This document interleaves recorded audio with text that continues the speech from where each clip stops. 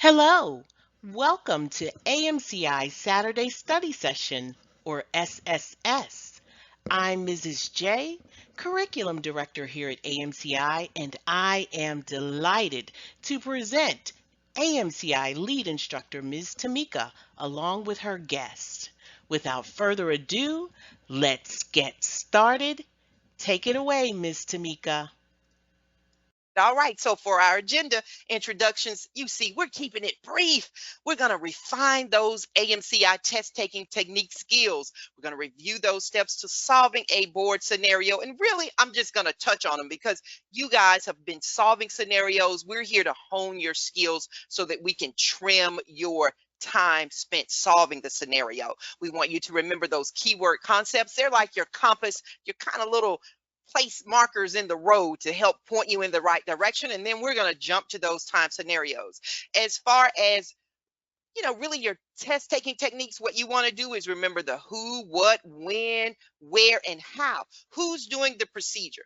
Where is it taking place? Okay, is it the head, the extremities? Just where are you? Where is this particular procedure taking place? You want to also remember who you're coding for as well. Okay, so all of those things, we're not going to go hitting on it because that's time taken away from a scenario. But you guys, I know, are at the place where you're doing that because I know you're continuing to practice those scenarios. Okay, again, remember the keyword concepts. And as I give you the answers, I will be giving you little pointers on how to get to the right answer and get there quick. All right, we're going to jump in with that copyright, CPT copyright 2020, American Medical Association. All rights are reserved. CPC is a registered trademark of the AAPC. AAPC content found within this presentation is copyright of AAPC. Keyword concept, FTR, Chun, AMCI, Fab 7, Flip, Tap, are trademarks of AMCI.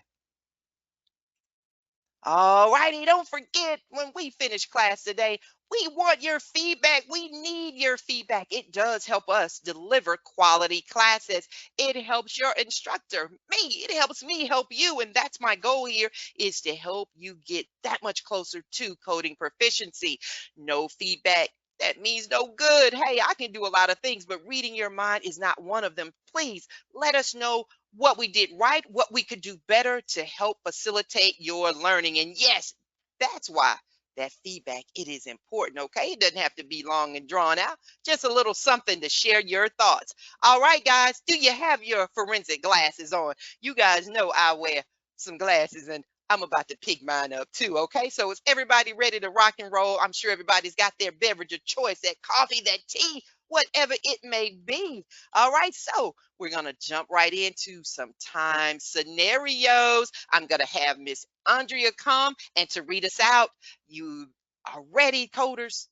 I know you're ready. After each scenario, you're going to have 2.5 minutes. All right, Miss Andrea, you have the floor.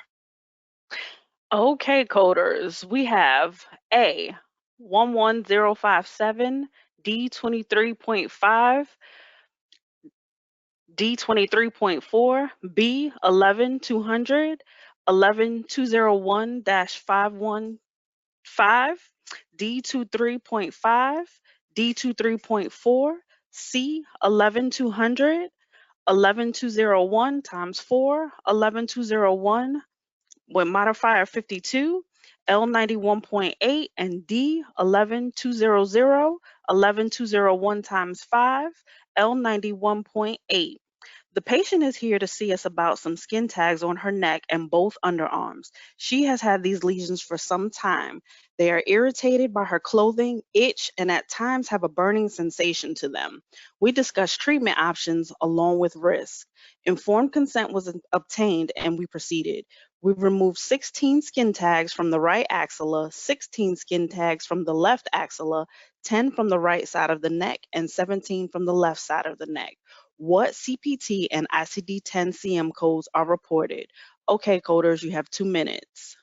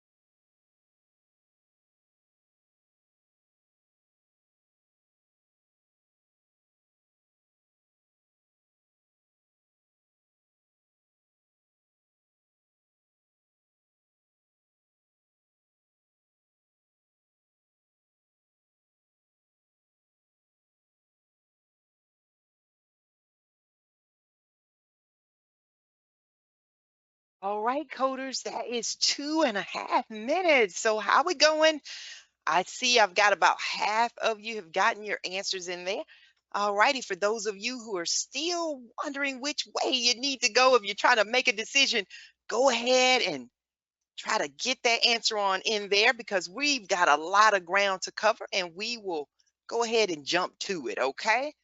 All right, so I have any more takers this morning? I don't want to tell you the answer or be the spoiler if you still got a little bit more to go. I'm gonna give you about 10 more seconds and then we're gonna jump to it and go ahead and solve this scenario. Most of you have gotten this thing and some of you have missed it just by a scotch. And I know it's just by a scotch because I can tell from the answer. And that's important for me to see how you answer because then I know how to tailor my response as far as honing in on something, okay? But most of you have gotten there. And like I said, a few of you haven't, but it's close. All right. So we're going to jump right to it and talk about how we got to answer D. All right. So we've got this patient here.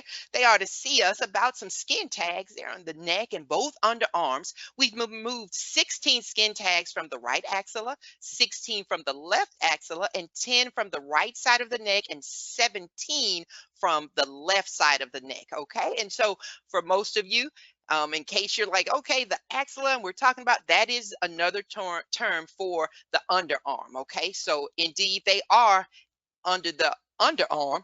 Okay, they're in the axilla on both sides, just like it says above, left and right, and then the neck, left and right sides. Okay, so what you want to do is start tallying up. As soon as you know that you're talking about skin tags, it's good to know where they are because some codes you need to know where you are on the body.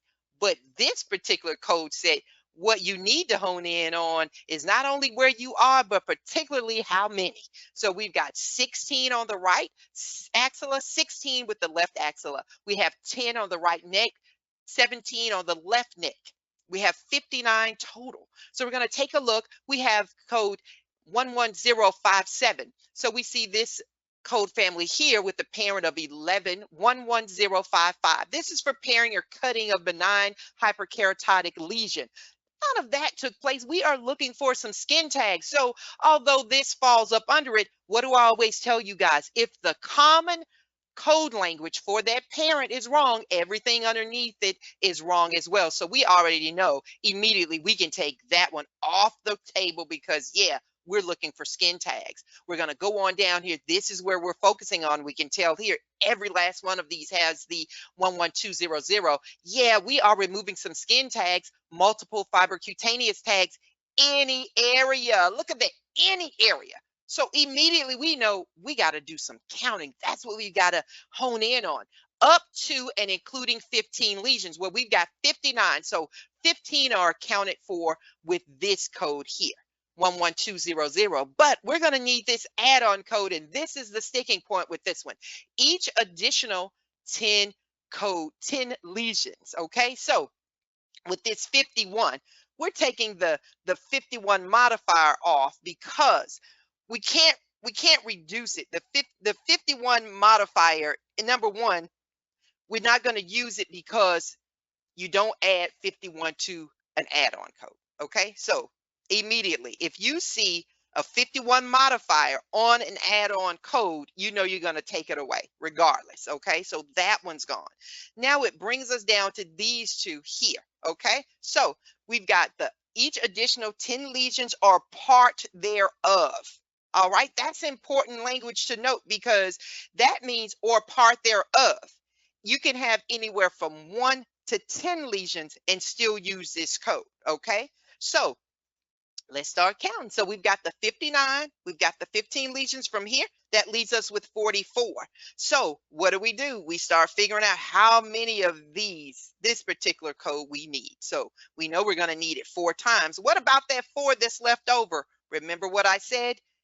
It doesn't matter whether you have 1 or 10, you're going to have to use it. Okay, so for that remaining 4, we're going to need an 11201. So we need the times 5, not times 4.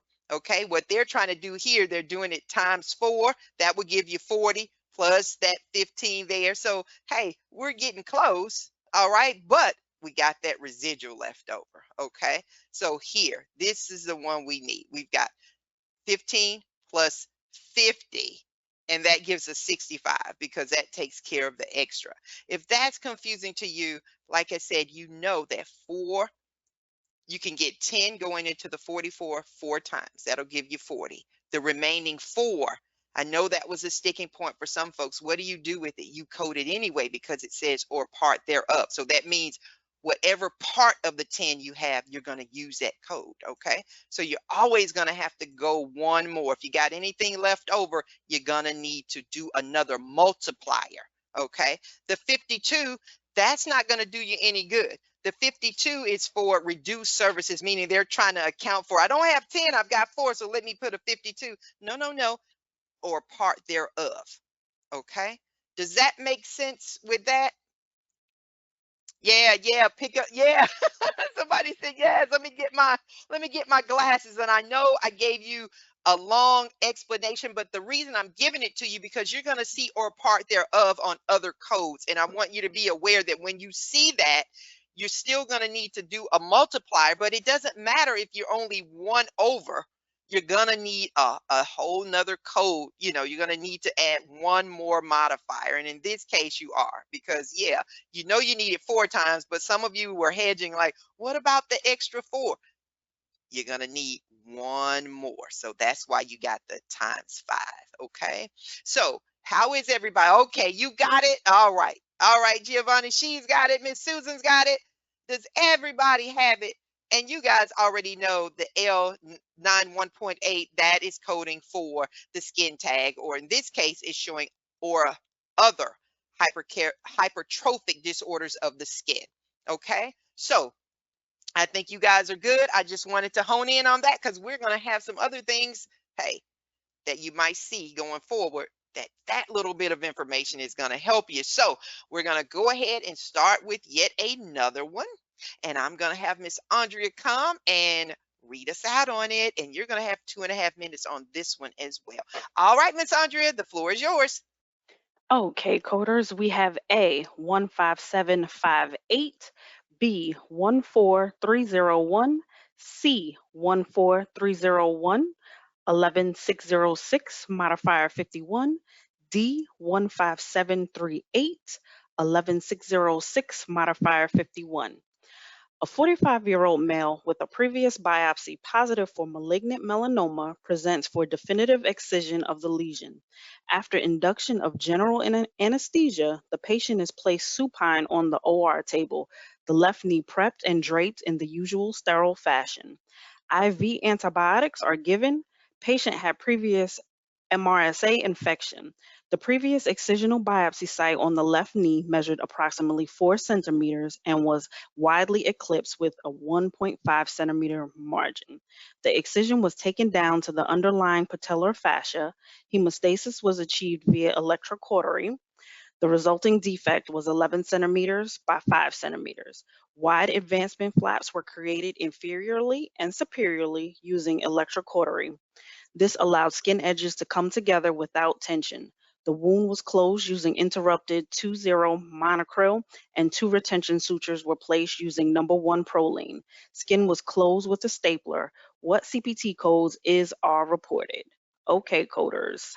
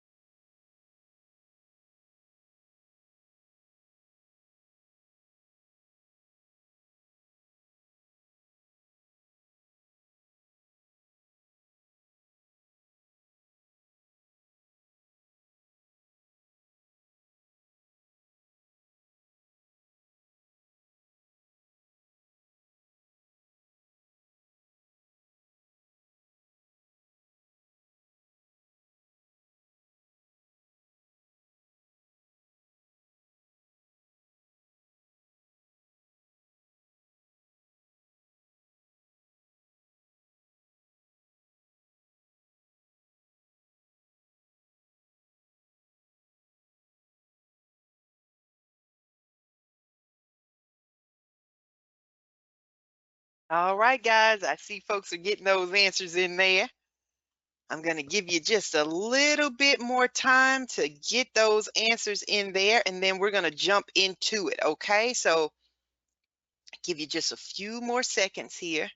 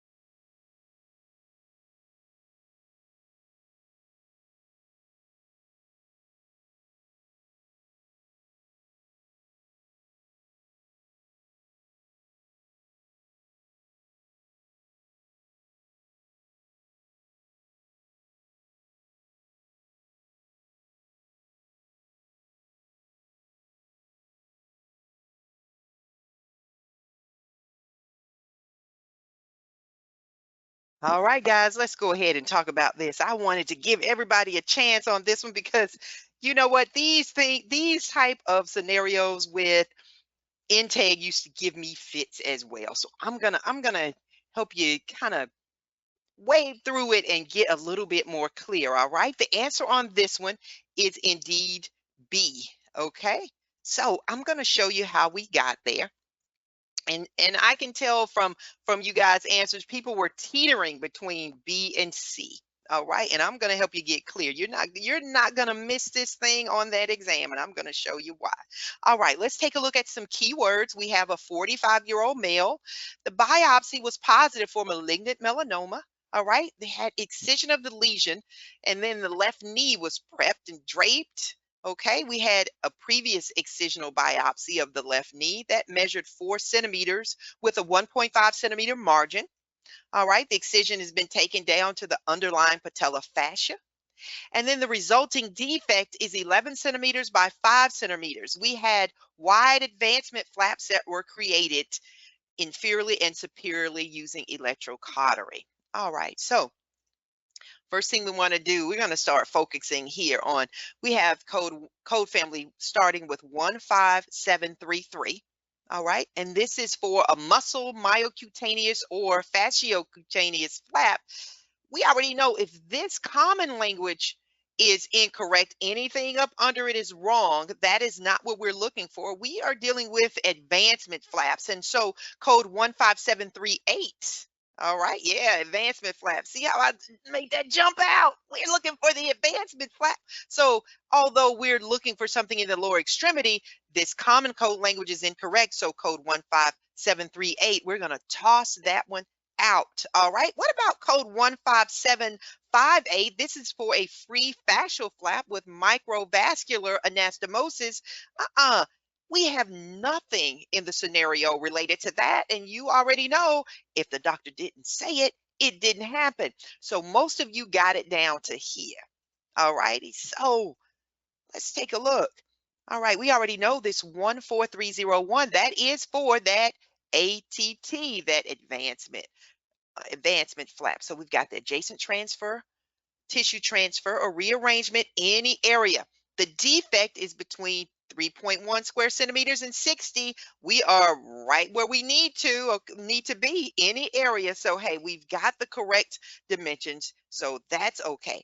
Remember, here are our keywords, so we already know advancement flap.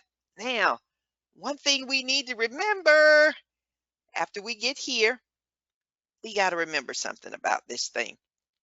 With this 11606, we already know, I know you guys have watched the lecture, we know that this is for coding for a what type of lesion?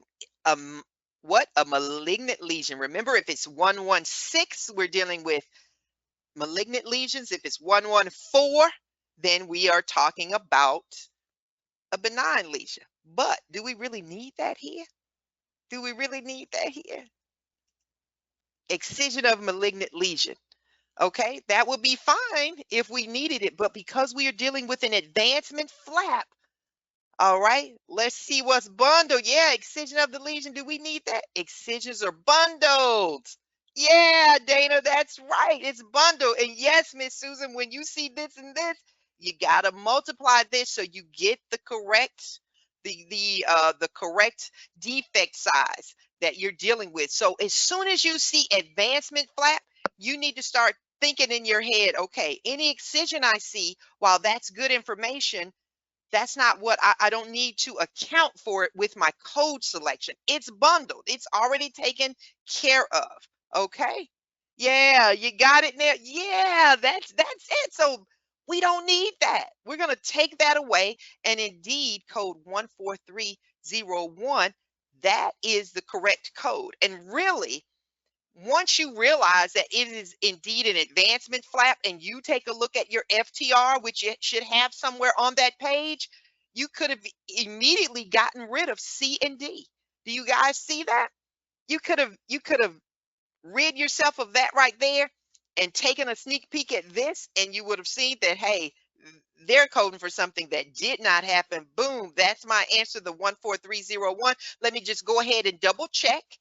And yes, that's what we're dealing with, an advancement flap, adjacent tissue transfer or rearrangement. Yeah, that's where I need to be. Any area, cool. I'm cooking with gas, as my mom would say. And there's your defect range there. 30.1 to 60 square centimeters, and we're in that range with that 11 times 5. That's what gives us that area. The size of the defect, that's 55 centimeters. So as soon as you see advancement flap, you need to hone in on the defect. Okay. All right. So how you doing, coders? We doing okay?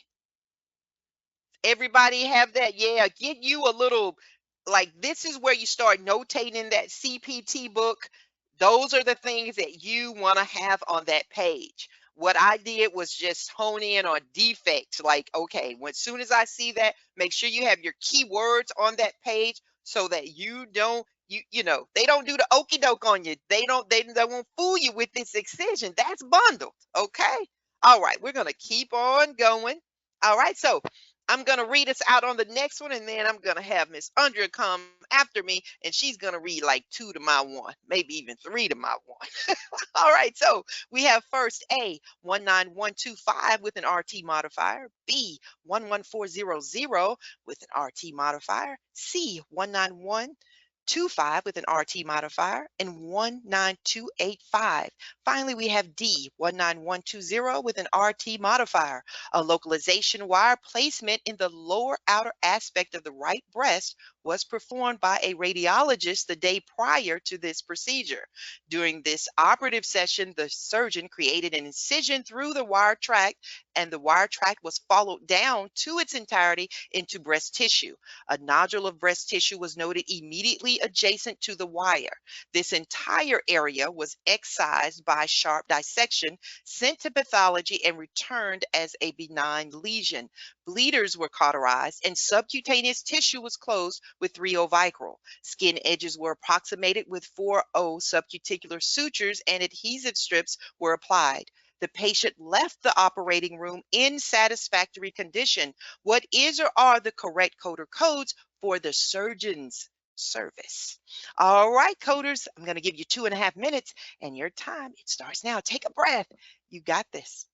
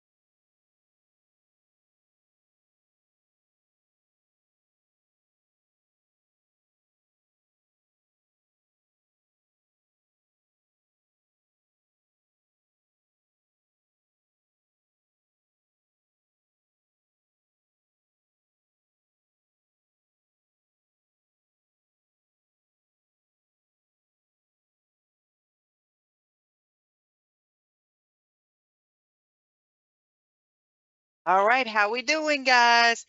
That's our time. You know I hate to stop you guys from working, but we gotta get to some answers here. All right, so if you're still teetering, give me if you gotten it down to 2, go ahead and pop which one you think you're leaning most towards. All right, because those are the types of things you're gonna have to do when you're on that exam. Sooner or later, you got to figure out which one am I gonna bubble. Which one, guys? Go ahead and get that answer in there so I can see how you're doing. And then we're going to jump right to it and tell you how we got to the correct answer.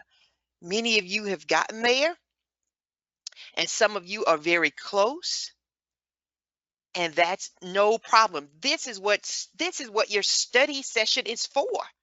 This is exactly what it's for. It's so that you can refine those skills and you'll know when you need to turn right or when you need to kind of bear left. Okay, all right. The answer is A. And for those of you who just missed it, you're going to have that aha moment. You're going to see it as I start doing it. Trust me. Once I start talking, you're going to go, I see it. All righty. So we're going to jump right to it.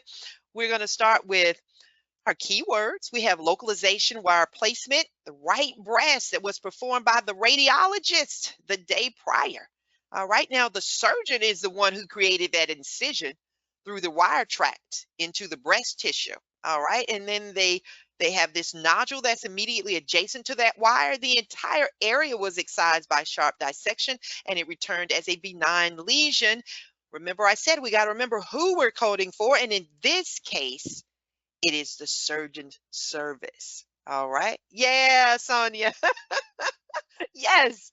All right. So we have the breast tissue is what we're working with. It's been excised by sharp dissection. All right. So we have an excision of a benign lesion, including the margins. All right. So, all right, that's all well and good, but we're looking for some breast tissue, and this is coding for an excision in the trunk, arms, or legs. So that's not going to be the right thing anyway because we're not in the right area.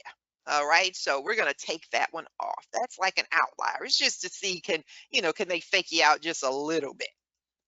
So we have code 19120. It's excision of a cyst, a fibroma, or other benign tissue or aberrant breast tissue. But no, we're going to take that one off because it's not a cyst or a fibroadenoma. This is a nodule, okay? And this isn't it either.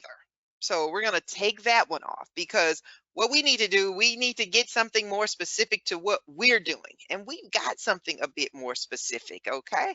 All right, so there we go. We're not coding for the excision of a cyst or other benign tumor. We're coding for this nodule here. All right, so we do have excision of a breast lesion. All righty, that's identified by preoperative placement of a radiologic marker. Open or single lesion. That's some good stuff right there. I like it. I like it. All right. So, yeah, placement of the radiologic marker. That's some good stuff. So, hey, yeah, localization, the wire placement. That's some good stuff right there. All right. So, we're gonna stick it right there. See what we're gonna do with this. All right. So, we have placement of breast localization device. All right, such as like a clip or anything like that. Well, no, we didn't have the placement of a localization device. Okay, so we did, but that's not what we're looking for in this case here. Okay, so we have the 19285. All right, but this was placed by the radiologist the day prior. Okay, so that is we're coding for the radiologist services, okay, with the placement of the localization device. Good stuff, but not for this particular scenario. Okay, so does that make sense so far? And I think for most of you it did. Okay, so the placement of the localization device, that was done by the radiologist. Remember, I was saying always be aware of who you're coding for. We want, what did the surgeon do?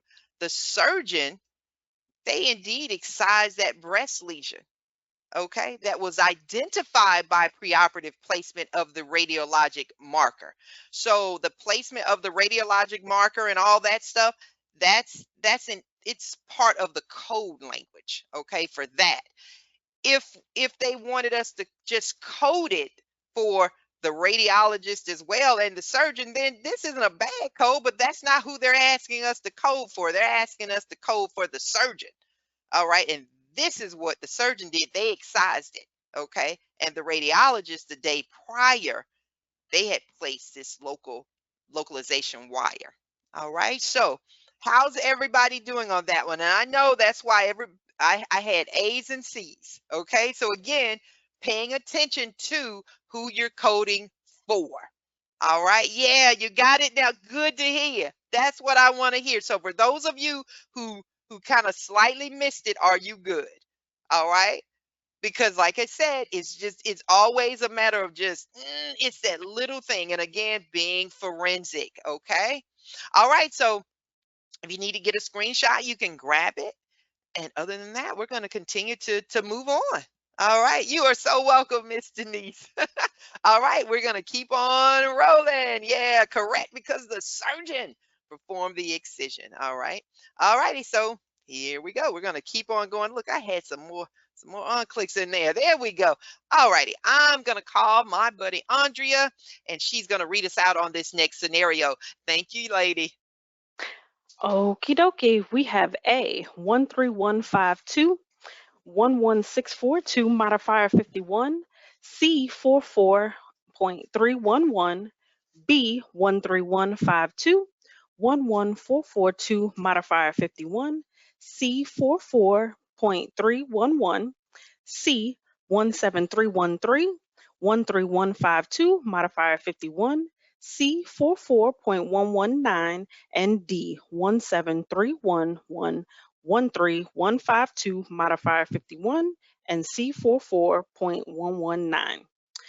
Operative report. The diagnosis is basal cell carcinoma. The procedure is Mohs micrographic excision of skin cancer tissue. The site, face, left lateral canthus eyelid. Preoperative size is zero point 0.8 centimeters. Indications for surgery: area of high recurrence, area of functional and or cosmetic importance. Discuss procedure including alternative therapy, expectations, complications, and the possibility of a larger or deeper defect than expected, requiring significant reconstruction. Patients' questions were answered. Local anesthesia, 1-to-1 Marcaine and 1% lidocaine with epinephrine. Sterile prep and drape. Stage 1, the clinically apparent lesion was marked out with a small rim of normal appearing and excised down to subcutaneous fat level with a defect size of 1.2 centimeters. Hemostasis was obtained and a pressure bandage placed. The tissue was sent for slide preparation. Review of the slides show clear margins for the site. Repair, complex repair. Repair of Mohs micrographic surgical defect, wound margins were extensively undermined in order to mobilize tissue for closure. Hemostasis was achieved, repair length 3.4 centimeters. A layered closure was performed. Multiple buried absorbable sutures were placed to reoppose deep fat. The epidermis and dermis were reopposed during monofilament sutures. There were no complications. The patient tolerated the procedure well. Post-procedure expectations, including discomfort management, wound care, and activity restrictions were reviewed. Written instructions with urgent contact numbers given. Follow-up visit and suture removal in 3 to 5 days. What CPT and ICD-10 CM codes are reported? You got this, coders.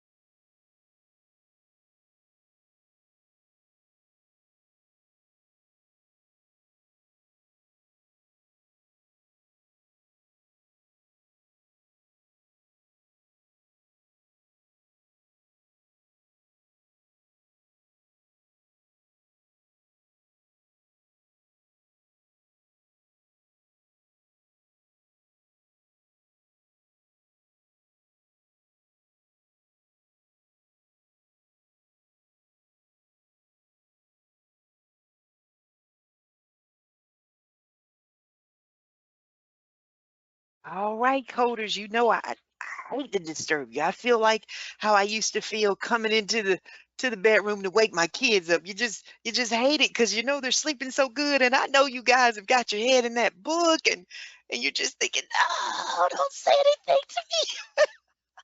But I gotta disturb you. I gotta, so we can get on, we can get through this explanation.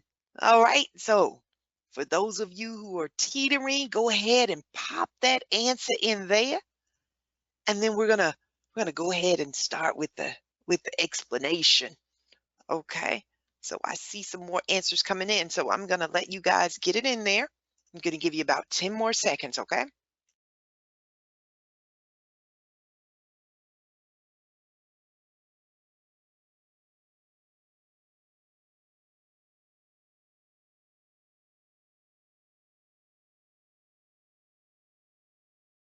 All right, so we're gonna hop in here. I like to give you guys enough time to get it in there, you know?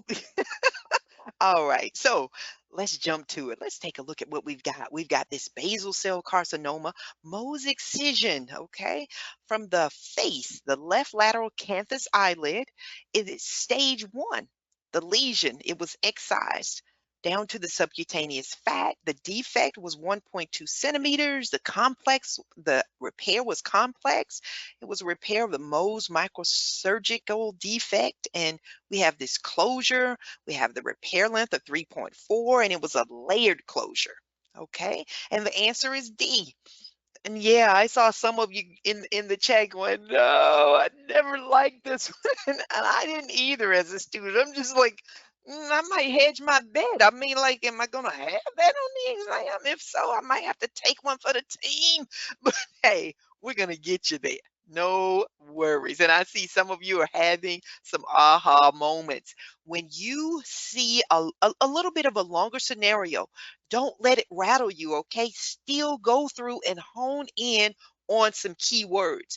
Once you're up here and you see Mohs excision, start looking and thinking like, hey, maybe I should start looking for some stages. Maybe I should start looking to see what are they repairing? What are they doing? Okay, so this one, it is a Mohs procedure, but it takes you out of the box a little bit because it wants to see if you know what should or should not happen with this procedure. And I'm gonna show you what they're really trying to push you towards and test for this particular scenario. All right, so it is indeed a Mohs microscopic excision. The repair is complex. All right, so here we have repair complex of the eyelids, nose, the lips.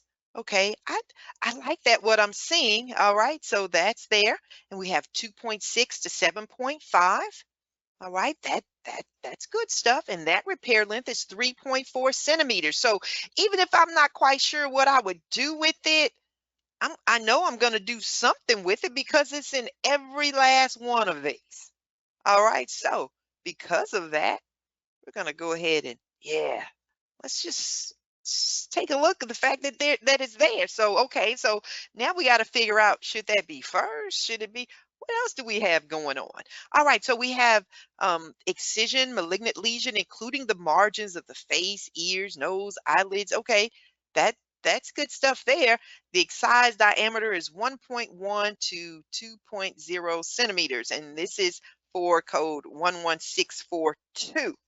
All righty, so we're not going to code that. You know why? If you flip over and you look at the code that codes for Mohs, the Mohs procedure, it includes the removal of all gross tumor. All right, is that ringing a bell for folks? Yeah, yeah. No, don't skip over anything. Don't skip over anything. Yeah, the preoperative size and all that. Don't skip over anything. You want to just read it all, okay? Because we don't want you to miss anything. You won't necessarily need it all. You're only gonna hone in on certain things. That's what your keywords are for. But you want to read it all because it gives you more of a complete picture, but you don't necessarily need it all when you start trying to figure out the code. So don't skip anything because you might skip something that you need. Okay, so just read it through and start pulling out words. So right here, this is golden right here. Know your code language, and you don't have to know it by heart. You're gonna flip over because you got to look this code up, but really look at that code. That's why I try to help you to eliminate stuff really quickly so that the ones you have to decide between, you have time to really dig into that code. And again, that's what your chunning is for. You want to put little things next to these codes to help guide your eye and to remind you of certain things. Okay, so we have excision of other benign lesion, including those margins and all that stuff, the eyelids. The excised diameter is 1.2 to 2.0, and okay, that's all well and good, but first of all, again, that excision, it's included. Okay, the removal of that gross tumor is included, and also this one is coding also for a benign lesion, and this is cancer. All right, so either way, it's wrong. It's included in the Mohs procedure, and it's a benign lesion as well. Okay, so that one's out of there. That gets us down to these two, C and D. All righty. So for those of you who put the A, now you guys know that that excision of, or the removal of the gross tumor, that's included. All right. So that's something to definitely just hone in. It's in the code language, but just know when you see this, don't get tripped up. The code language for the Mohs procedure is taking care of the removal of that tumor. All right. All right, so let's take a look. Now, everything else is the same. It's just down to these two, the 17311 and the 17313. All right, that's the Mohs, but look at there. It's a matter of location. That's for the trunk, arms, and legs. And where are we? We are up at the face, the left lateral canthus eyelid. That one's off the table, and boom, just right there. Remember what I told you, the code language for Mohs, it includes the removal of all that gross tumor. All right. And so we need it from the eyelid. It's the head. All right. And it's the first stage. There we go. So we have code 17311. That's for the Mohs first stage. And this is for the complex repair. That may have kind of got you a little bit, but you do code for a complex repair. All right. And it told you that that repair was complex. And then here we've got the little caboose. We're coding for the actual basal cell carcinoma of the skin of the left eyelid. And again, we just put this in here just so you know what it is. Because if you're like I was as a student, I'm like, okay, so how do I know that's what it is? But let me tell you, on that exam, you're going to stay in that CPT book 95% of the time. Okay, only when you're going to have some questions that are specific for ICD-10, that's when you're going to be opening it up. When you have some of the CPT scenarios, occasionally you will move into the ICD-10 book because you need to break the tie, and that's the only thing that's going to differentiate that code line for you. But other than that, stay in this CPT manual. Okay, want you to do that. Okay, stay in that CPT manual. That'll help to guide you, because as an outpatient coder, that CPT book is what drives the money. So how is everybody? So the two takeaways from this is that the removal of that lesion is inherent to the code language for Mohs surgery. And yes, you do code complex repairs. And that's what that 1315251, that's what that is. Okay. So how are we doing, guys? Does that kind of shake it up for you guys to help you along the way? I'm gonna say it does. Okay, so we got okay, yep. All right, you are welcome, Miss Dana. All right, Miss Denise, you are welcome. Yes, everybody's good. All right, I gotta be sure. All right, yeah, and go ahead if you need to get a screenshot, you can, or if you want the one prior to this one, you can grab it. Or is everybody good? So just paying attention to this code language is key. All right, so all good, all clear. All righty, we're gonna okay. So Lisa, you want the one prior to?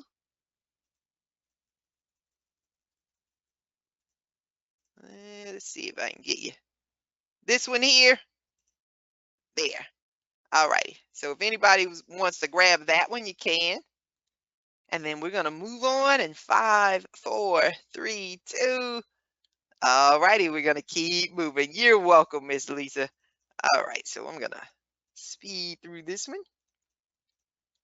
And we're going to get to the next one. All right. So here we go, too. I had you another one. If anybody wants to grab this, if a repair is performed, then you're going to use a separate repair flap or graft code. Okay, so that's another little tidbit right there, and it's all part of like your. I think we have an FTR for that one too, but these are notes that I have in my CPT book as well. Okay, all righty, so we're gonna keep on trucking. All righty, all right, Miss Andrea, you have the floor, lady. Take it away. All righty, we have A 11900, J 3300, L 90.5, B 11900, J 3301, L 91.0, C 11951, J 3300, L 91.0, D 11950, J 3301, L 90.5. The patient is here to follow up for a keloid excised from his neck in November of last year. He believes it is coming back. He does have a recurrence of the keloid on the superior portion of the scar. Because the keloid is small, options of an injection or radiation to the area were discussed. It was agreed our next course should be a Keloid injection. Risks associated with the procedure were discussed with the patient. Informed consent was obtained. The area was infiltrated with 1.5 cc's of medication. This was a mixture of 1 cc of Kenalog 10 and zero point 0.5 cc's of 1% lidocaine with epinephrine. He tolerated the procedure well. What codes are reported? You got this, coders.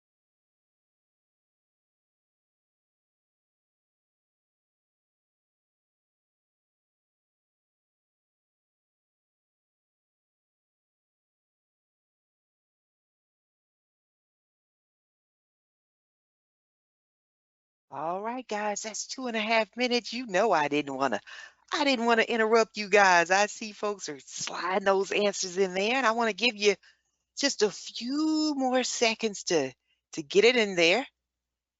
And for those of you who didn't quite get there, you are so close. And hey, that's what study group is for.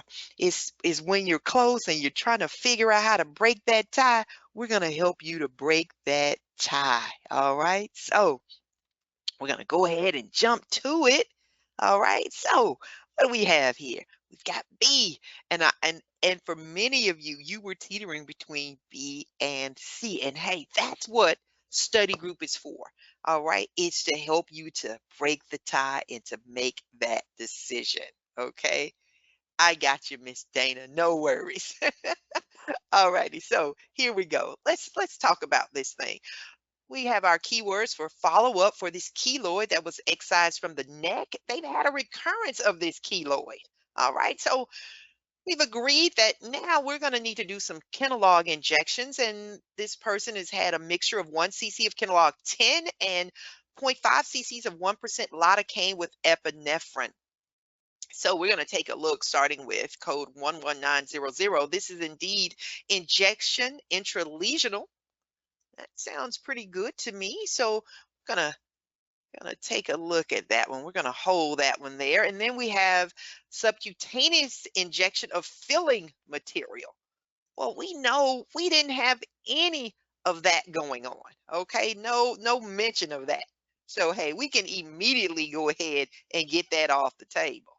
All righty. So how we doing with that one? Okay, so you see here we've got subcutaneous injection of filling material.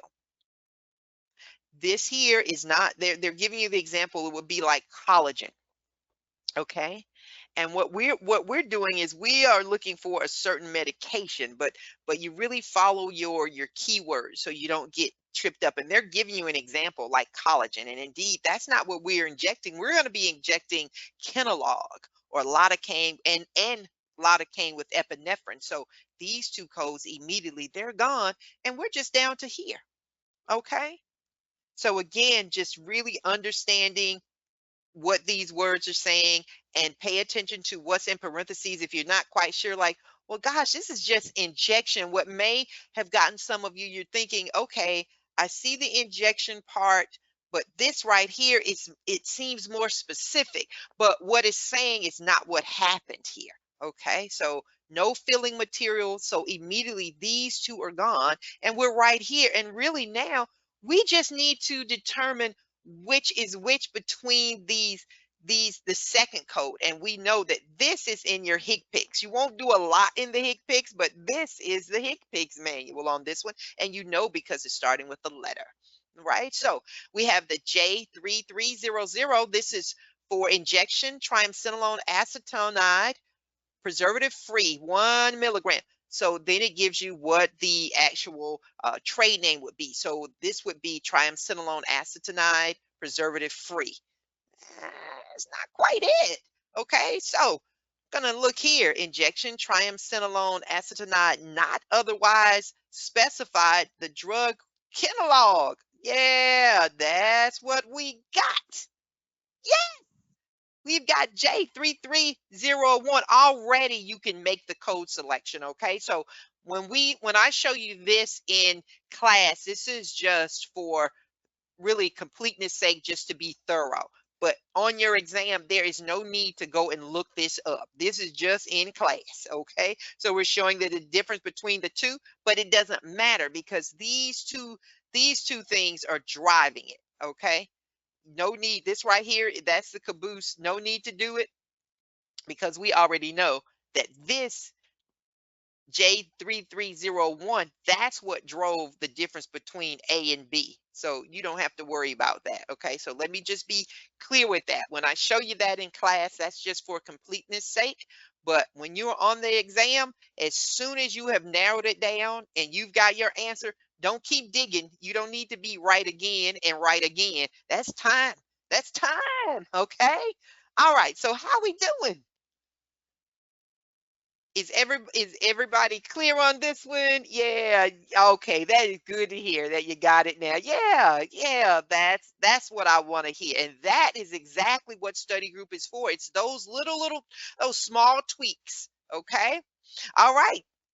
If anybody needs to grab a screenshot, you can do that. And then we're going to keep on rolling because I'm trying to squeeze as much as I can in here for this Saturday morning. So you have not only the scenarios, but certain concepts. So when you see something like this again, you're all clear. It's all about concepts, all about those FTRs, the keywords, and what drives a certain code scenario. Okay. So once you get that down, you are home free. All right.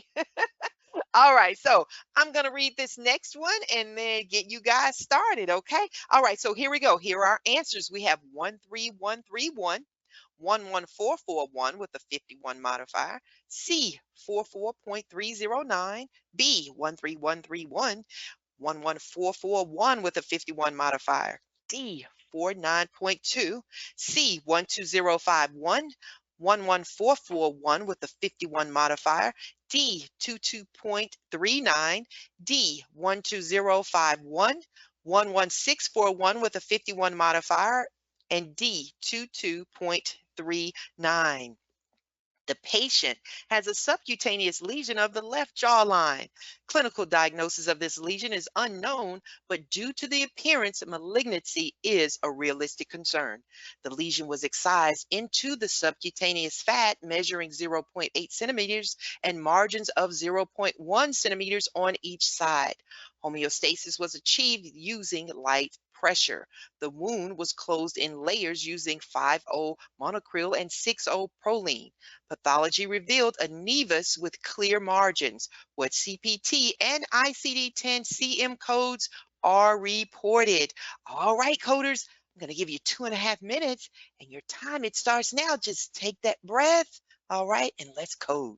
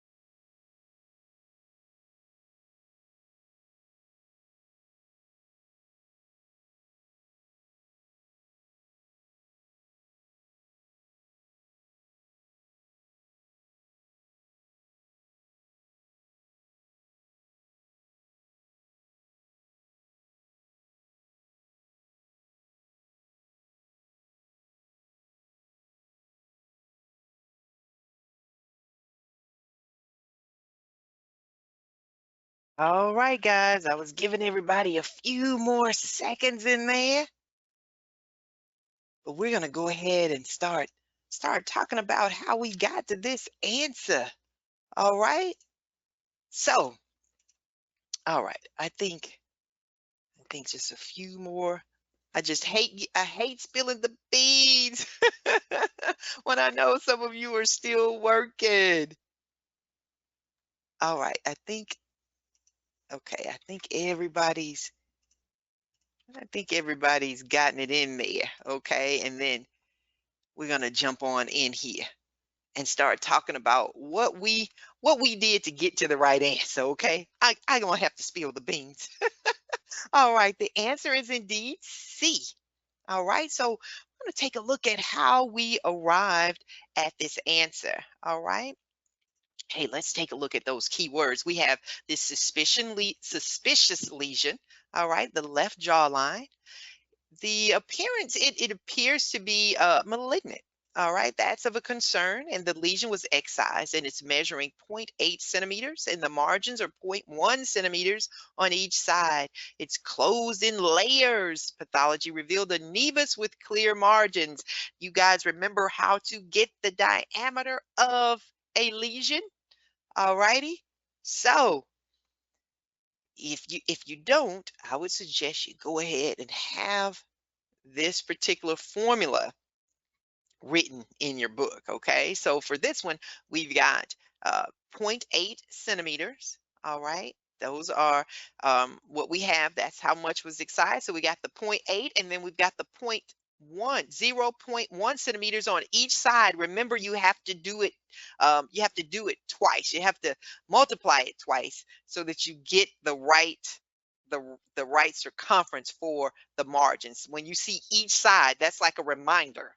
Each side, like we got to do this thing twice times 2. So that's how we get the 0.8 plus the 0.2, and that's how you get to 1 centimeter. All right, and they do allow a calculator. It just has to be, can't have an on and off button. So you have to get like a little inexpensive little solar little thing from like Five and Below or Walmart. Okay. Alrighty, so we've got 13131. This is a repair, complex repair. All right, so this was closed in layers. Okay, so that's going to be the wrong repair. Okay, so we're going to take that one off. Alrighty, so the same for that one. All right, so it wasn't complex.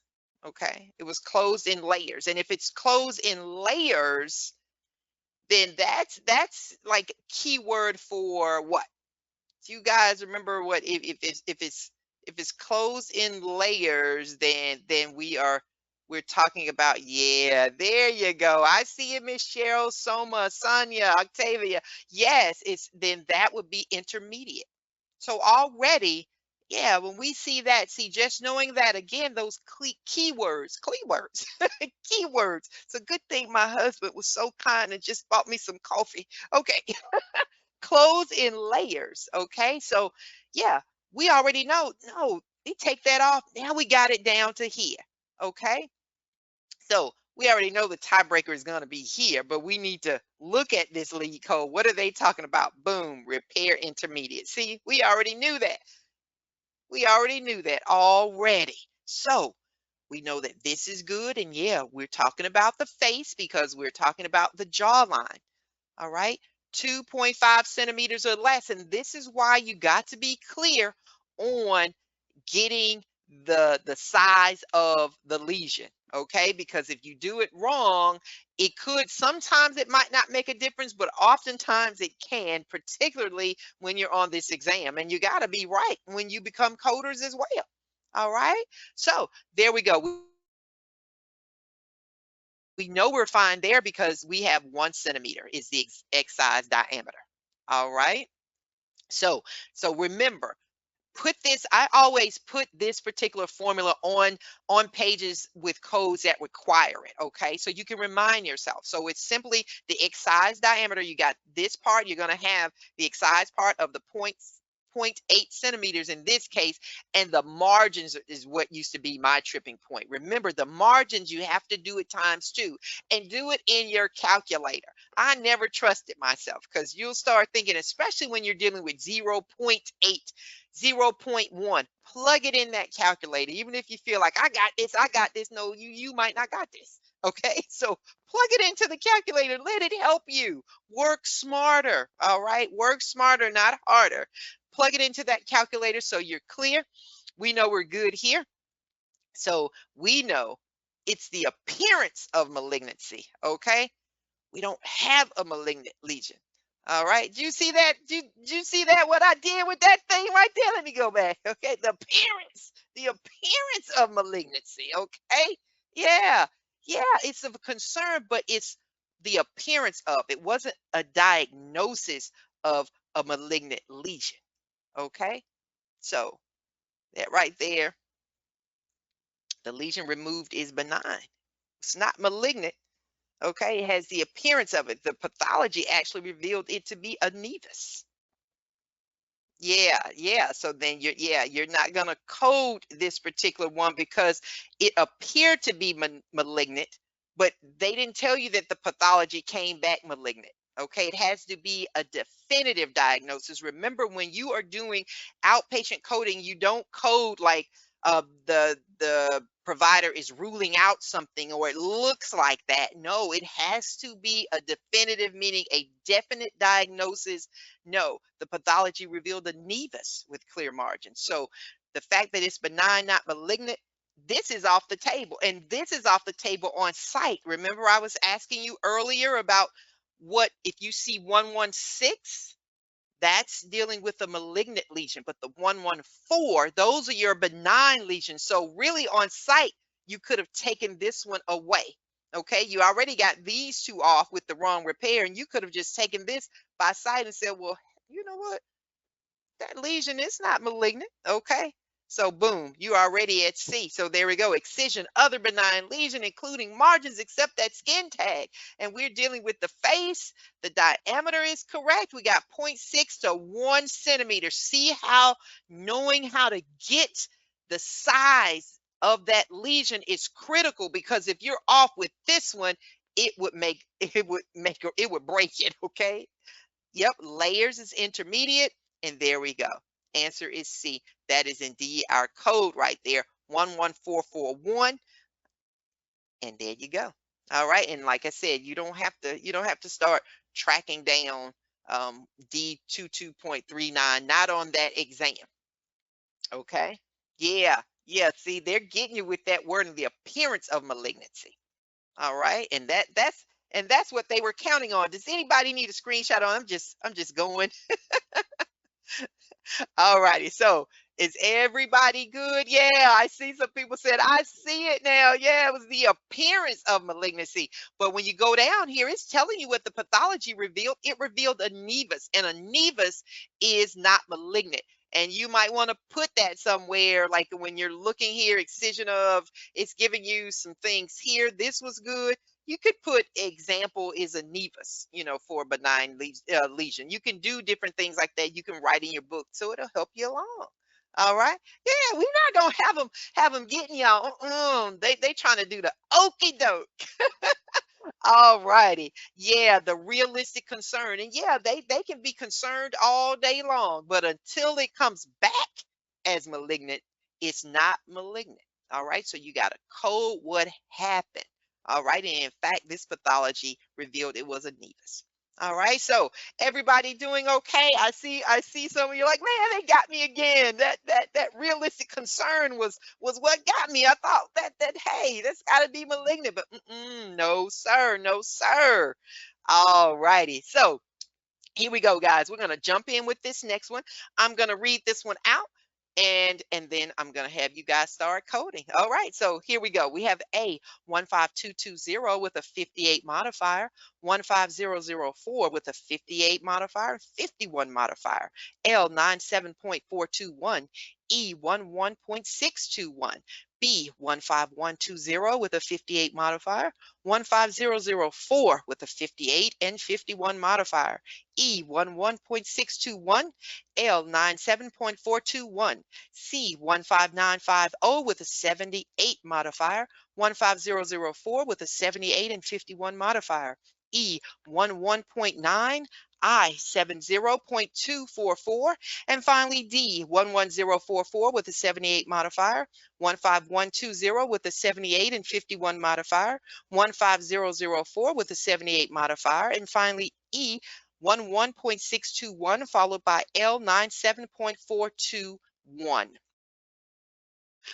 Okay, here's our operative report. The preoperative diagnosis is a diabetic foot ulceration. The postoperative diagnosis is a diabetic foot ulceration as well. The operation performed was debridement and split thickness autografting of the left midfoot. The anesthesia was general endotracheal.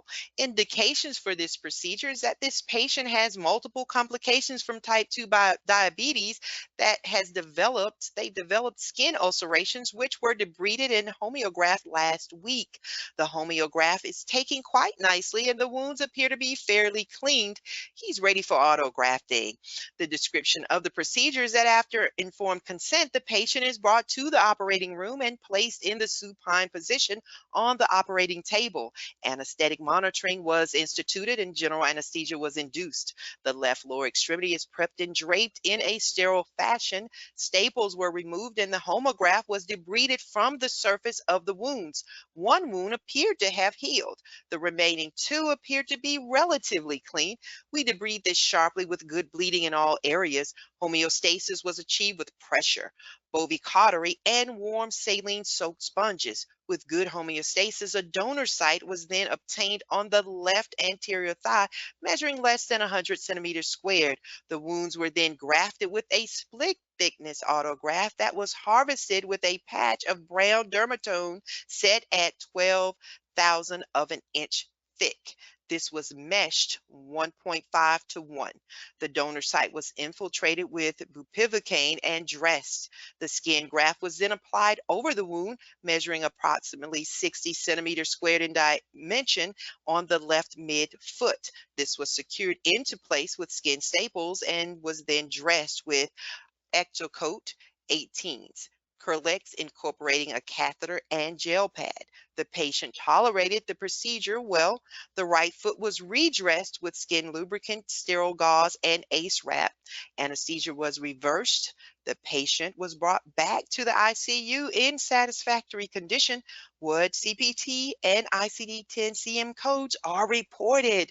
All right, coders. Ooh, that was a mouthful. All right, take your time, okay? Follow your keywords, your guidelines if they apply, and start coding. All right, you've got 2.5 minutes.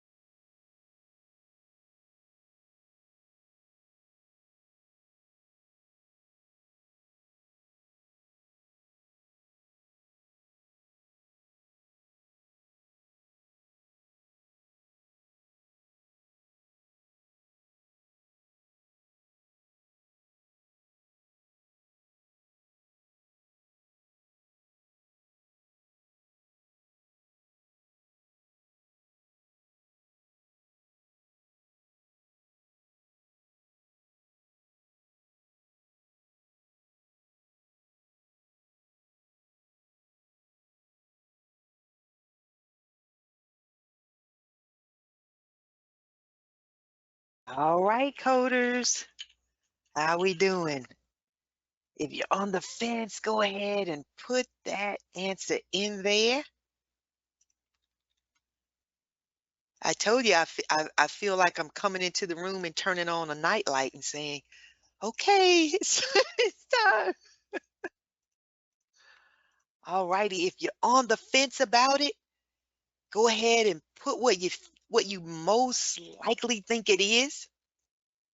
Because hey, that's how we learn. And again, just myself and Miss Andrea are taking a look at your answers. And again, it helps me when I'm giving the explanation to hone in on certain things like where the fork in the road is, okay, so to speak. So I can be sure to point you in the right direction and give a little nudge, all right?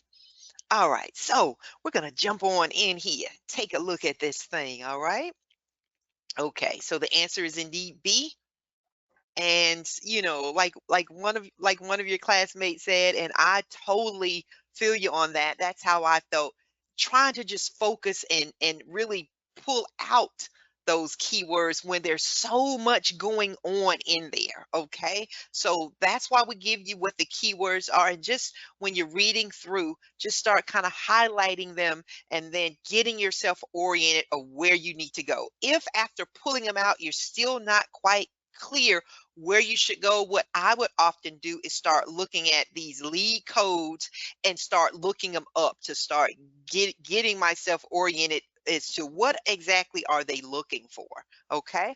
All right. So another thing I want you to do, and man, the instructors would tell me this, and I'm like, I don't want to do the modifiers. Don't make me do the modifiers. But you can't code without the modifiers. You got to do the modifiers. If you're like me, I'm like, I'll add that later if I just have to. Well, you gotta. Okay. So we're going to hone in on these modifiers. All right. Because that's going to help you to do something with this one. All right. So look at that. 58 modifiers for a stage or related procedure or service by the same physician or the qualified healthcare professional during the post-operative period. And this 78 is for an unplanned return to the operating room. So for those of you who may not have looked at that, which one of these modifiers would not apply? Is it the 58 or the 78? Okay, yeah, that's right. There's nothing that was unplanned about this procedure. That's right, Dana, Susan, Renata, someone. Yeah, yeah. So already, what could we get rid of? We could get rid of that C and D because this ulceration, the skin ulcerations, they were debrided and homeographed last week. So that lets you know it was staged. Yeah, yeah. Don't second guess yourself. Don't second guess yourself on those modifiers. Yeah, this thing was staged. So there we go. That's 78. This was planned. So there we go. We're already at 50%. Boom. Right there, y'all. Right there. Drop the mic. Okay. Yeah. Okay. So we're going to keep on going. So here we go. This is what we're coding for. We're coding for that previous wound prep. We've got that debridement, the split thickness autografting for the midfoot, this diabetic that's developed these skin ulcerations that were debrided and homeographed last week. He's ready for autografting. All right. The homograph was debrided. All right. We debrided it. We've got this donor site from the left anterior thigh that's less than 100 centimeters. And then they were grafted with split thickness autograft that was harvested. Okay, we got a lot of stuff going on. I know you're just like, for real though. All right, and that skin graft, it measured approximately 60 centimeters squared for the left foot. All right, so for this 11044, all right, this is the code for debridement bone. All right, well, 11044, we don't have to worry about this because, like I said, we eliminated with that, but we know that didn't happen. And this is just for completeness sake. You don't have to go looking for it if you have eliminated it with just the modifiers. Okay. Again, this is for completeness sake because we didn't have anything about a trochanteric pressure ulcer. So that was way out there. This debridement to the bone, no, we know we didn't go that far. when they tell you it includes the epidermis, the dermis, the subcutaneous, the muscle, the fascia, if you look at the picture there before you start into intake, remember, we have to know the difference between full thickness, split thickness, and things like that. When you get down to the bone, you have gone down through the epidermis, which is the top layer, followed by the dermis, the true skin, the subcutaneous, you're getting into the fat, then the muscle and or fascia. You're getting way down there. We know we didn't debride it that far. We just debrided it down to get a little bleeding. So no, we didn't go that far. So that's why that wouldn't be there. I'm just giving you a little backstory of what it means when you see this. Okay, you know, I'm always giving you a little tidbit. All right, but let's jump on in here immediately. 15220, and the reason I was giving you that explanation about full thickness and thickness, full thickness graft free, including direct closure of the we didn't have a full thickness graft free. No, that didn't go on. Okay, so we could eliminate that because we're looking for split thickness autografting of the left midfoot. Okay, we didn't have a full thickness, we had split thickness, and split thickness means we went from the epidermis into the dermis. Okay, we're in between the two, so it's split. All right, so that makes sense, guys. So that one's gone. All right, so 15120, split thickness autograft, feet and or multiple digits. Yeah, feet, we got the left foot, first 100 square centimeters. This measured 60 centimeters squared. All right, so that's for our split thickness autograft. And then the 15004, this is for the prep, the surgical prep or the creation of the recipient site. Okay, so that graft is going to go over to the foot, 100 square centimeters. All righty, so we've got that. All right, donor site, left anterior thigh, 100 centimeters square. All right, so we know we're okay there. All right, so that's where we're going to get that from. And we've got the 58 and the 51 modifiers added on to that because indeed this was staged and this is for yet an additional procedure. Okay, that 51 modifier is telling us that it's a multiple procedure. All right, so there we got that. And then, like I said, we're giving you the ICD-10 codes because this is for completeness sake. Okay, but on the exam, don't go looking that up. You stick with these here and you're going to be fine. And in this case, once you broke the tie here with these lead codes, you're set. Okay.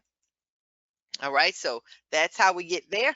So this is giving you the explanation with those modifiers. We know it's staged because it was prepped last week. And then this is just for completeness sake, the ICD-10 CM codes. Okay. All righty. Now, with the FTR, here's a little tidbit that will help you as well.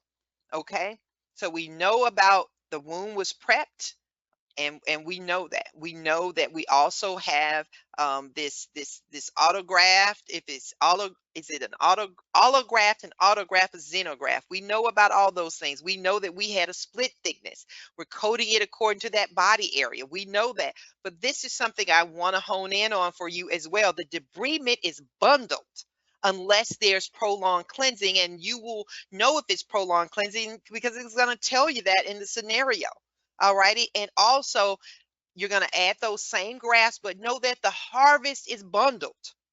These two things right here are game changers, or at least they were for me when I was learning how to code these types of scenarios. This information is good. It was debrided and all that. That sometimes getting lost in all of that wording, it will kind of skew like your ability to hone in on what you need. So know that debridement and that harvest that they're talking about, it's bundled.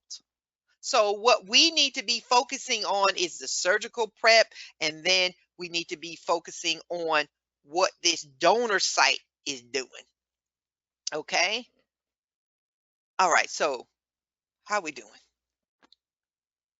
Is everybody good? Everybody sees it now? Yeah, good. Yeah, these right here, they can rock you a little bit, but there's several different ways to look at it. But definitely know that the debridement is bundled and that harvest is as well. Okay. All right. Yeah, it is. This one, yeah, it's challenging. And don't get thrown when you're on the exam. Give yourself a certain amount of time. Do the best you can, maybe get it narrowed down. But if you aren't moving through and say getting done with this one, maybe give yourself maybe 3 minutes on it, something like this, then you'll want to keep moving. Okay. Just mark it and just keep going. You want to answer it depending on a lot of times just answer it and then mark it in your book. So at least you have something down because I would hate for you not to have time to go back and you haven't put anything. So go ahead and break the tie and then keep moving. If you have time, then go back, okay, and take a little bit another look at it. All right. So we're going to keep on going. All right. So we've got time to get another one squeezed in. All right. So I'm going to have Miss Andrea come and read us out on this one. Let's do it, lady. Okay, coders, we have A 17311, 17312, 17315, B 17313, 17315, C 17313, 17314, 17315, D 17311, 17312. The physician removes a tumor from the patient's neck using the Mohs micrographic surgery technique. During the first stage, the physician takes 4 tissue blocks and reviews them under a microscope. The exam of the tissue blocks reveals a second stage is necessary to remove areas where the tumor is still present. The physician removes 2 additional tissue blocks. What are the appropriate CPT codes for reporting the procedure? You got this, coders. Your time starts now.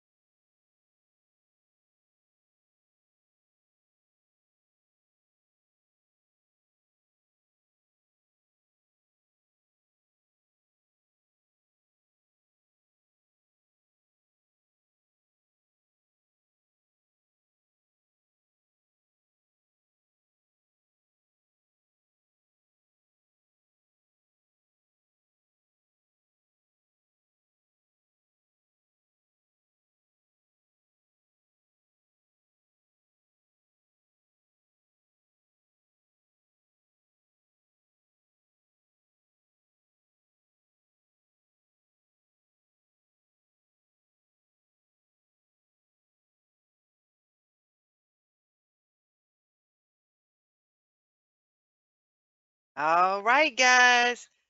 That is our time.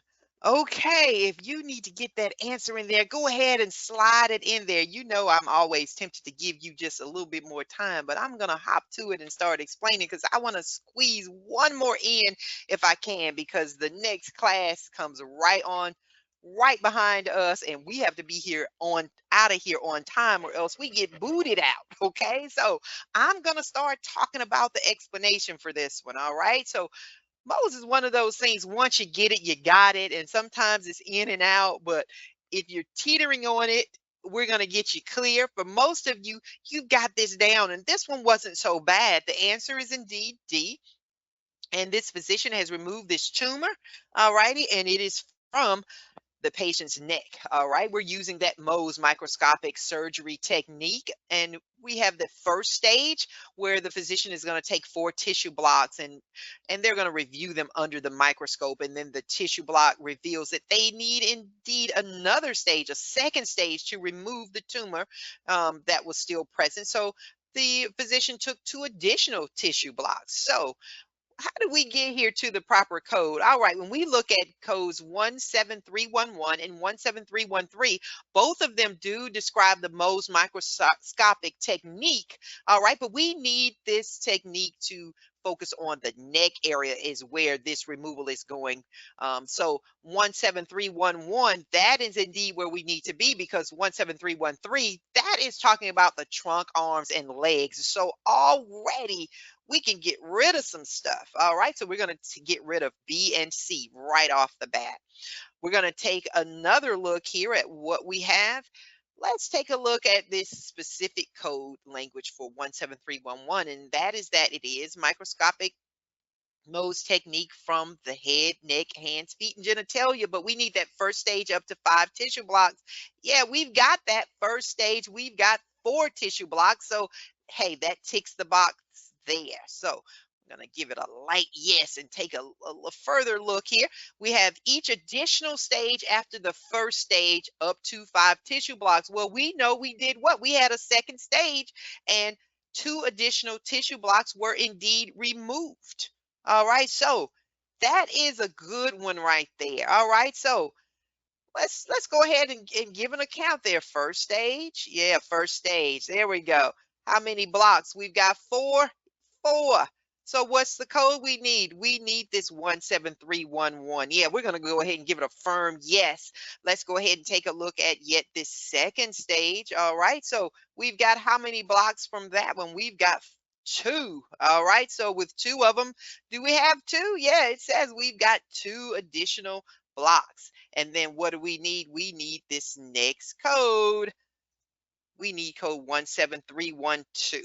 All right, so we're going to go ahead and give that a firm one as well. All right.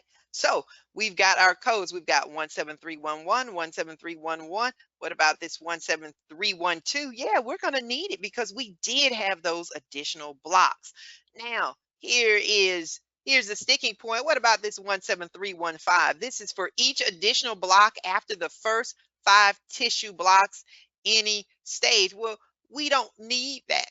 Okay, we don't have any additional blocks after the first 5 tissue blocks any stage, because we have accounted for everything that was done here. Okay, all we needed was the first and the second stage. We didn't have the physician go further. Okay, and I wanted to get in another one that was a little bit more detailed, but with this one, you guys can see and you have the basic concept of how to do Mohs. We had that first and second stage accounted for.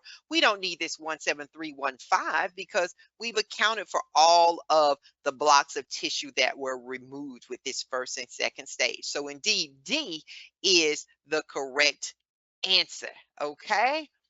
All righty. All right. So you guys are doing fantastic. I think we have time to get in one more. Okay. And it's not too bad. So we're going to squeeze this one in and then we're going to let you guys go. I'm going to have my buddy, Miss Andrea, come and read us out on this one. Thank you, lady.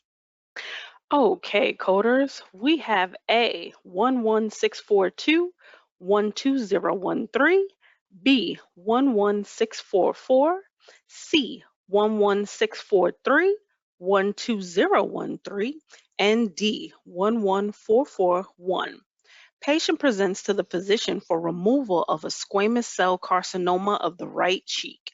After the area being prepped and draped in a sterile fashion, the surgeon measured the lesion, documenting the size of the lesion to be 2.3 centimeters in its largest diameter. Additionally, the physician took margins of zero point 0.5 centimeters on each side of the lesion. Single layer closure was performed. The patient tolerated the procedure well. What CPT codes are reported? You got this, coders. Your time starts now.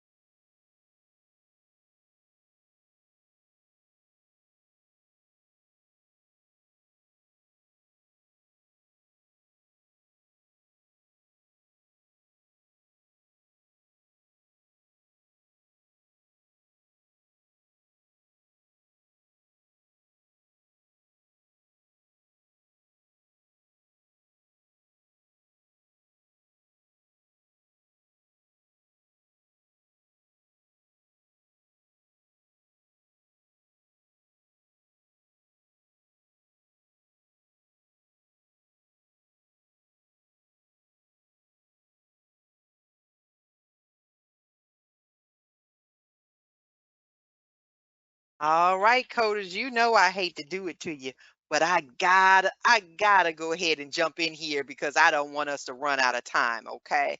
All right, so the answer is B, and many of you have gotten that correct. And for those of you who were just slightly off, I'm gonna help point you in the right direction, okay? So how could you have solved this on site? All right.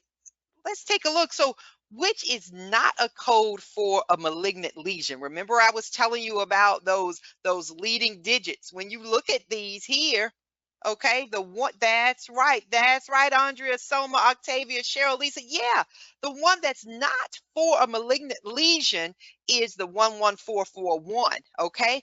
Also, would you code for a single layer closure? Yeah, you wouldn't. You sure wouldn't. That's right. You would not. You would not code for that single layer closure. So guess what? You've done with that one. You've taken that one away, and you've taken that one away. All right. Yeah. See there. Boom. We got that thing in what? About 30 seconds flat. Yeah. That's That's like a gimme on that one, okay? But I'm going to show you how we got there looking at these codes as well. So we have that removal of the squamous cell carcinoma from the right cheek, the size of the lesion to be 2.3 centimeters. The margins were 0.5 on each side. That single layer closure was performed. The removal there, that right cheek. There we go. 11440. That's excision of a benign lesion. And many of you already had that. No one said D. Okay, that's good stuff there. So we have 11640, excision malignant lesion, including margins of the face, ears, eyelids, nose. Yeah, we are going for the face because we're talking about the cheek. Excised diameter is 0.5 centimeters or less. Okay. All right. So for this one, remember that formula I was telling you, you got to have it up there. We've got the 2.3. And then we've got the 0.5. Remember, on each side, that's reminding you, really, that's code for times 2. All right, so we've got the 2.3 plus the 1. That gives us the 3.3. That's why that's no good. That's too small. All right, but this common code language is good. Remember, I told you anything before this semicolon is common code language. It applies to everything that falls under it, which are the dependents. So what do we need? With this 11642, no, that's no good. Really, this is an exercise on whether or not you know how to get the right value for the size of that lesion that was removed. So the 11642, no, that is too small. What about the 11643? Yeah, okay, that is 2.1 to 3.0, almost there, but not quite. And also, we would not code for that simple closure. Remember, yeah, it's bundled. So that leaves us with this one. It's the excised diameter of 3.1 to 4.0 centimeters. Yeah, that's right where we need to be. 3.3 falls in there. That is the code. And many of you got it.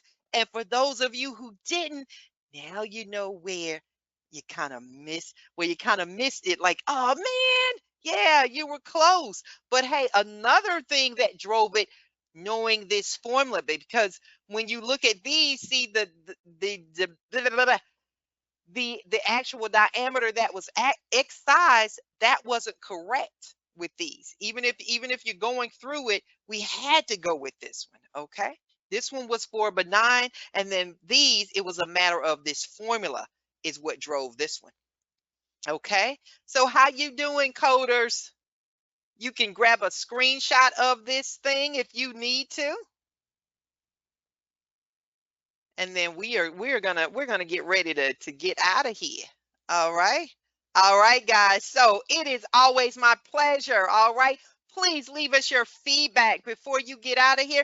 Miss Andrea, you can come and bid farewell to these coders as well before we let them go. Coders, you did a great job today. Thank you so much for coming, and I hope you have a great rest of your weekend. Thank you, Miss Andrea. Thank you so much for hanging out with me today and helping in the chat and reading and everything. You guys, hey, we value your time. Hey, we'd appreciate you letting us know via feedback how you enjoyed the class, what we could do better to facilitate your learning. Thank you for sharing your Saturday morning with us. I tell you, time is valuable, and Saturday, that's time that is a premium. So I hope that we have made it worth your while, worth the investment of your time to get you exam ready. I tell you, I had a billion more scenarios to go. All righty. I tried to mix it up, but I wanted to really invest your time with some of the things that were a little bit more tricky so that we could hone in on some concepts to get you ready. Because these others, see how simple that was? My thought being, if you can do the things that are intermediate to kind of tricky, that easy stuff, you're going to be whizzing through.